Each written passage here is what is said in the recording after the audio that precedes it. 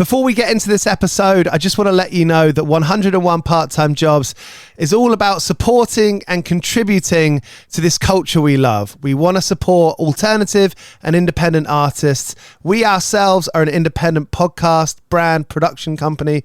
If you wanted to support us, the best way you can do that is to leave a 5-star review on this episode and subscribe to the show.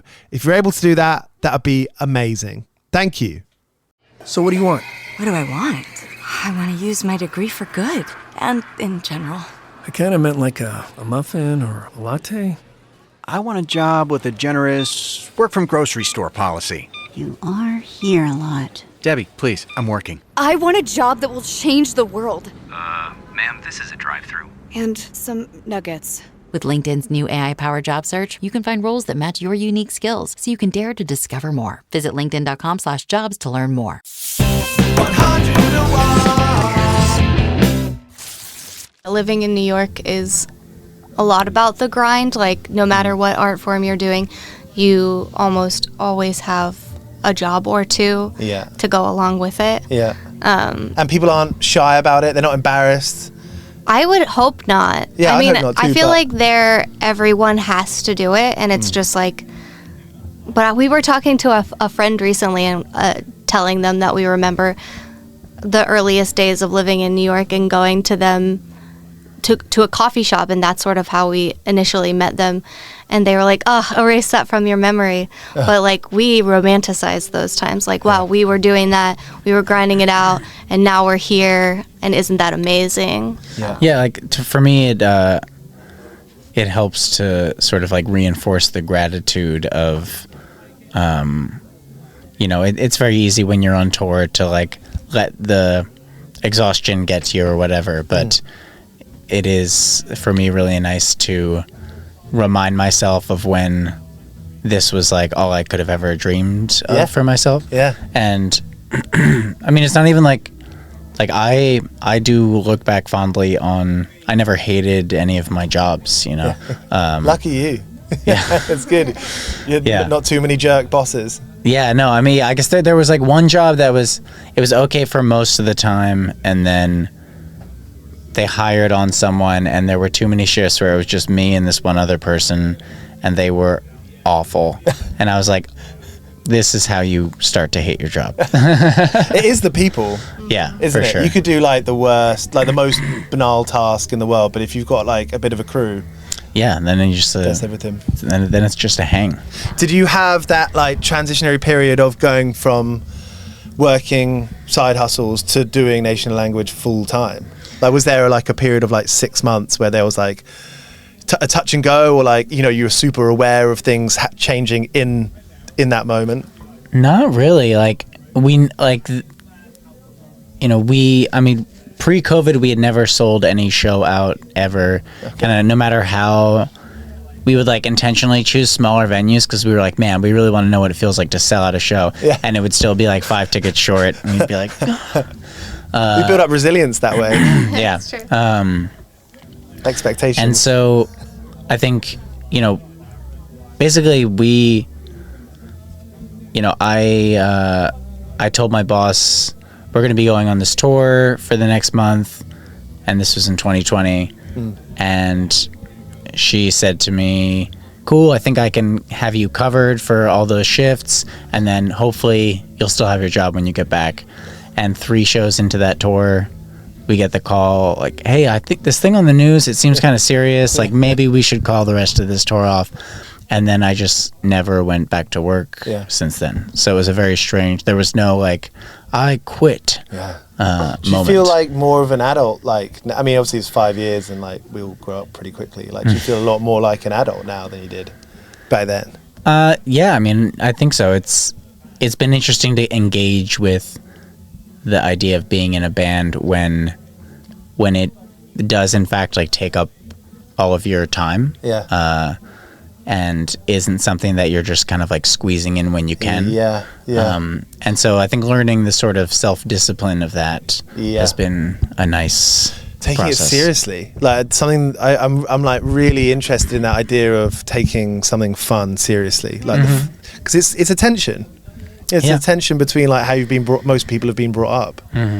you know, you're brought up to be like, do the thing that other people tell you to do, and like the thing that you do in your free time to make that the full picture.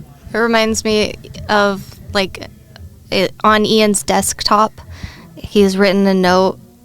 It says, "This is the work of an artist," because so many times in a day, it's like, right, I have to answer all these emails. This doesn't feel like being in a band, but this is part of the full picture, and this is the work of an artist. I can do this. Or like, I have to make another tour poster, edit because I misspelled this country's name. God damn. Yeah. But it's okay. This is the work of an artist. You know, it's That's important beautiful. to keep that in mind. I think that's cool because there is like beauty in the banal. And it's like, you know, I feel like when you're in a position where you get to do something that is fun, for me, it does make it easier to work hard because you're working hard at making sure that you get to keep doing the fun thing. Yeah. And, you know, it can all go away. I was thinking this morning about how when you do a project, I was actually reading some emails that I sent my teenage bandmates 15 years ago because I was trying to find an attachment, like a funny audio. It was a voicemail of someone getting angry. I thought it'd be really funny to send it to them now. Anyway, and so I saw these emails and I was like, it was in a ska band, so there's like 7 of us. It was like, okay, like all people's email addresses are goofy and funny. And I'm like being kind of a jerk, being like, okay, you got to turn up to practice on Monday. We're going to that gig on Wednesday. Can you book that show in Belgium? And I was thinking like, what I'm doing now, I really appreciate doing this as big part of my job. I produce radio, I work in music, and not just general music. I work in music that I want to do. You know, I'm interviewing you because I love your band and I want to do it. Like, it's cool that I get to do that as a job.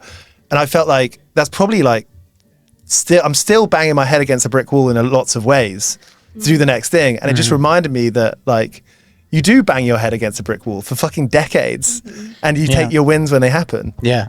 I mean, I think also when I was lucky in that, like, the people that I was in a band with in high school were super motivated. And so from the beginning, being in a band was like the fun thing that you do try hard at. Yeah. And then also when we all like dropped out of college after one semester to play music, and all of our parents were like, okay, like, yeah, you can do that, but you need to be like in the basement 5 to 6 days a week. That's like cool. writing songs. Your parents were like, do the band, write songs. Yeah, they were like, you have to write as much as possible if you're gonna leave school. And you know, that was an amazing time of like learning how to put a song together by just like trying every single day. Supportive parents.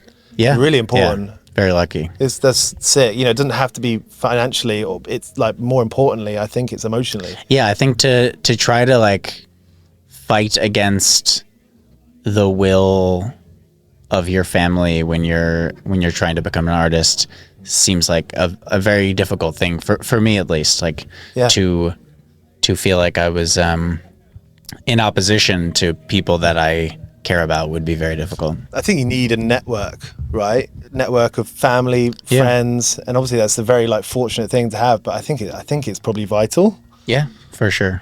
You mentioned like trying, you know, and obviously like it's not cool to try at a certain age. You know, what's your ruminations of that? Like, how have you gone through those stages where you're like, oh, maybe it's embarrassing that we look like we're trying? I feel like that has never occurred to me. Great. Like I was a really motivated kid to do my best to impress my like any authority figure in my life, like my parents or my teachers or my coaches or whatever. And that just sort of like carried on. And then once I was finished with school, I was like, I guess all I have to impress is myself and my loved ones. So I'm going to put my all into this so that I can be proud of it. Yeah. And it's healthy. Yeah. And like, I definitely encourage everyone to not be embarrassed for trying because like, I mean, it's so important to be able to put your whole heart into something without being like, oh no, but I'm trying to be cool. And like, I don't want anyone to think that I'm lame for this. Like, that bums me out. How do you deal with someone who's like, the cold thing, and Yeah. someone's icy? Yeah, I don't relate to that at all. It's really hard. Like in the music industry, there can be people who are like that, who are icy and cold, and I just like can't. Like I am drawn to genuine people, and I want that from an interlocutor, like a band that we're taking on tour. Like we've only ever toured with bands that like luckily are also just like genuinely grinding. Yeah. And like it helps the community feel like we're lifting each other up. Yeah. And like we are all in this together in a way that I feel like if you were sort of blocked off and insular, even if that's not how your heart feels, but if that's what you're projecting, then it makes it very difficult to feel like this is the community and we're going to work through this and we're going to, we're going to make it. You're on the same side. Yeah, exactly. Right? You're ultimately, even if you were like, you thought that band it wasn't your thing or whatever, it's so easy to be like, oh, no, I don't like that band. No. It's Right. like, who cares? You're wasting my time by telling me that because I don't care. Yeah. And especially now, I've been feeling like as the machines start making more and more music, I'm like, listen, if it's a human, we're on the same side. Yeah, that's it. You were just at the bar. You were just doing the barista thing. I was. Was that like who was the last pop star to do it? Maybe Sabrina or Dua Lipa, when they get like the stage thing at Starbucks. Did it feel a little bit like that? People taking photos. I'm just a normal guy. No, how was it? Did you get paid? No. What the fuck? I didn't. She was paid in compliments, Yeah, that's true. They're just as good. That is very true. Depends how much rent you're paying, I suppose. But it was okay. You still got it in you? Yeah, it does seem that way. I feel like the game has changed a little bit since I was last in it, in that when I was last a barista, oat milk wasn't really a thing. And there was almond milk and soy milk and such, but each alternative milk is kind of has its own way of getting it right. Right. Because you're going to get some curdling. Well, it's just Curdling like some like get some get too foamy, some get not foamy enough, and so I had to navigate that with the oat milk because these days everybody wants oat milk. So interesting, yeah. I will say you received a very British compliment from a man who wanted me to tell you that you made a truly adequate cup of coffee. Truly adequate. Stunning. That compliment. sounds forced. Truly adequate. It's hard to say. A lot of people in bands, I think, I don't know exactly what people do when they listen to this show, but a lot of people who I've met do work in coffee shops. And I think there's like a community of people, even if they don't know each other, there's this kind of like community of like coffee shop baristas, coffee shop employees. What is kind of one, like, maybe one piece of advice, or maybe like a thought that you've had about working in a coffee shop? Like, what are your do's and don'ts? I mean, in a coffee shop, for me, keeping the space clean, like sort of keeping up with that in between each drink you make, really helps me from. I feel like when I don't get to do that, that's when your brain starts getting overwhelmed and you start forgetting who ordered what, and you want to keep the chopping board clean. Exactly. Yeah. So keeping that nice and so like each one is a fresh start. That's definitely the journey. Important. I've got a gripe. There's this new place. I live in Deptford, near Greenwich, in southeast London. It's beautiful. It's on the river. There's a punk rock coffee shop called The Waiting Room that's absolutely love. My partner works there or has worked there, so get some free hash browns, get some free breakfast down there. Anyway, there's a new place opened, and the coffee is really good. But the people who work there are very rude, and they're kind of rude kind of between the words, if you know what I mean. It's the vibe. And someone asked me, I went in the other day, and they asked me, and I'm aware that I might sound like a jerk saying this. This might sound like I'm judgmental, and I'm open to criticism. But they were like, what can I start you with? And I thought, it's just a coffee. I'm not going to get anything afterwards. Anyway, maybe that's my problem. Saying it out loud, maybe it does sound like my problem. I feel like what can I start you with? It ends up being one of those phrases that just like gets locked into your vernacular of like, you don't want to say the same exact thing every time, and so there's like 6 phrases that you might run through. Yeah. When I worked at the supermarket, I used to say jizz instead of cheers, just to kind of keep myself entertain yourself. Yeah. It's funny. I was walking into, or I was in a shop the other day, and the guy who was working there, the person who came in after me, they were like, "Hey, how you doing?" And he said, "Another day in paradise." And I had just seen this like tweet or something on the internet where someone was saying that like another day in paradise is a shopkeeper's way of saying that they're like about to lose their mind, and you should be like really concerned for them. Yeah. And while I was in the shop, like 6 other people came in, and that was his response to every single one of them. And I was like, dude, you need a second phrase, because another day in paradise, this is bumming me out so hard. Yeah. The colloquialisms are good. Yeah. What jobs have you worked, Aidan, in New York? In New York, for the most part, I was a nanny for one family for 8 years. So you get to before be they moved away. Kind and caring. I loved that job. But she also gets to crack the whip. Yeah. It's funny that I'm still like really close with the family, and the kids have these very interesting ways of remembering our time together. They're like, "Yeah, you were so mean about me doing homework," or like, "Remember when you made me eat all the chicken fingers? I didn't want them. We ordered them and I didn't want them, and you made me eat them." I'm like, Jesus, that was like one time. How do you remember that I spent like every day with you for 8 years? It's actually that's quite scary, right? That they will have that one or a handful of fixed memories. You won't remember that, but they fucking will. Yeah, it's true. Not to give you anxiety. It's like I think that the same thing happens when you raise your own child. Is that they keep these things, and you just have to be careful of what you do and what you say. Like, you're right. Maybe I should have not made you eat all the chicken fingers. No, except I feel like they'll often say those things with this tone of like, "And I appreciate you being so hard on me." And you're like, wow, you're still only like, what, 14? 13. Yeah. Being a parent is impossible for that reason, I think. You can't not fuck up. I mean, I'm not a parent. But just conceptually. Yeah. From what we've read.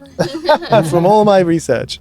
Thanks for chatting with me. Just to end with, I'm a big fan of the work gaff, like the fuck up in the workplace. Have you got any memories that you can rake up for me? And maybe when you're trying to fall asleep tonight, you find it difficult to? I've got one that was recurring. Okay. Which was that when I would put the kids to bed, every once in a while, it would take them so long that I would fall asleep. And then the parents would come home from their Saturday night dinner and wake me up. I'd be like, "Oh, I'm so sorry." You got a taste of sleep in your mouth. You're like, "Oh my God, I'm supposed to be working right now." Exactly. I thought you were going to say when Riley broke her arm. Oh, yeah. Oh, no. We used to play American Ninja Warrior a lot. What's that? Which was where I would build like structures out of couch cushions. Yes. It's like a competitive game show in America. And she would like climb all over them. And one time she jumped off with much bravery and courage, I would say, but fell on her arm. And she was like a little teary, but she was playing it cool. She was like, "Nah, I'm fine, it's fine." And then it was like hurting more and more. And she was like, maybe I'm not fine. And then she was like, "No, I think something's really wrong." And they took her to the hospital. It was broken, and it was all my tough fault. kid for not freaking out away. I'm pretty sure she didn't want to lose her American Ninja Warrior privileges, you know? Fair play. How about you, Ian? Work gaffes. I mean, just the first one that comes to mind, in my barista life, there was, when you're preparing cold brew, it's prepared overnight. And in the morning, like the person who dilutes it, because it's a concentrate, is supposed to label that they did. and the person before me had not labeled it. So I diluted it again. And so it was really watery, but I pulled it out by, I ground a bunch of espresso throughout the day into tea bags and threw those tea bags down into the watered down cold brew. Smart guy. And within a little bit of time, Yeah. I had made something that tasted remarkably like regular old cold brew. You saved the day. Yeah. I often. What's your preferences between cold brew and like pour over filter or Americano? I mean, cold brew, it's very rare that I go for it because it like makes you wired in just a different way. Okay. It's almost like It's the Four Loko. It's almost like the liquor, of coffee drinks to me. Yeah. Why is it? I suppose it's to get stronger overnight. Maybe, yeah. Yeah. That was the other thing, is that whenever you would be tasting to see if you had diluted it enough, it would be 6 a.m. and I'm tasting all this cold brew concentrate and just like getting nauseous with how much caffeine I'm like pumping into my system. Americanos versus filter coffees. It kind of depends. I try to like read the place that I walk into, because weirdly, like the nicer the pour over coffee seems, the more likely I am to get an Americano.